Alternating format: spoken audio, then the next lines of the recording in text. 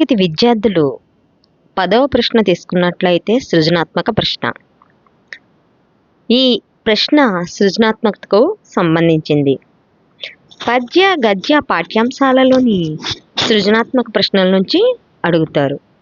ముఖ్యంగా లేఖ, కరపత్రము, సంభాషణ, ప్రశ్నావళి, ప్రకటన, వర్ణన, అభినందన పత్రం, వ్యాసం మొదలగు వానిలో ఏవైనా 2 ప్రశ్నలు ఇచ్చి ఒకదానికి సమాధానం రాయమంటారు. దీనికి 8 మార్కులు కేటాయించబడ్డాయి.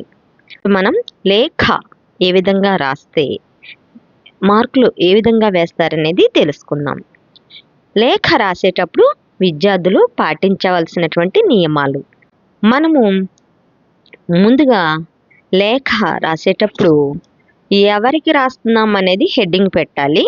తరువాత దానికి కుడి ప్రక్కగా అంటే స్థలము మరియు తేదీలు, అంటే మనం ఎక్కడి నుంచి రాస్తున్నామో ఆ స్థలం పేరు, తేదీ రాస్తే 1 మార్కు వేస్తారు.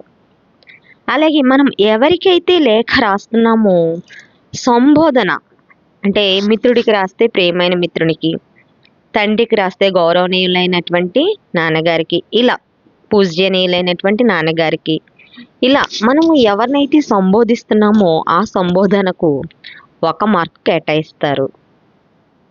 అలాగే విషయానికి తీసుకున్నట్లయితే 4 మార్కులు, అంటే లేఖలో మనం రాసేటువంటి అంశానికి 4 మార్కులు కేటాయిస్తారు. తర్వాత లేఖ అంతా పూర్తయిన తర్వాత దిగువ మనము సంబంధిత వాచకం రాస్తాం. ఇక ఉంటాను ఇట్లు నీ ప్రియమిత్రుడు, లేదా ఇక ఉంటాను ఇట్లు మీ కుమారుడు లేదా మీ కుమార్తె అని మనం ఏదైతే సంబంధిత వాచకం రాస్తామో దానికి 1 మార్కు వేస్తారు.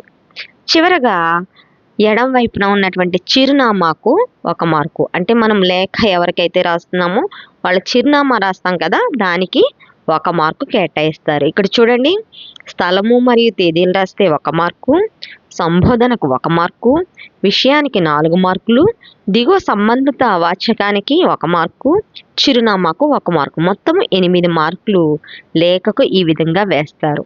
ఈ విధంగా నేను చెప్పిన నియమాల ప్రకారంగా మీరు లేఖ రాసినట్లయితే మొత్తం 8 మార్కులు మీ సొంతం అవుతాయి. కాబట్టి ఈ అంశాలను గుర్తుపెట్టుకొని లేఖను రాసి మంచి మార్కులు సాధించండి. ఇంకొక వీడియోలో కరపత్రం రాసేటప్పుడు ఎటువంటి అంశాలు పాటించాలనేది తెలుసుకుందాము.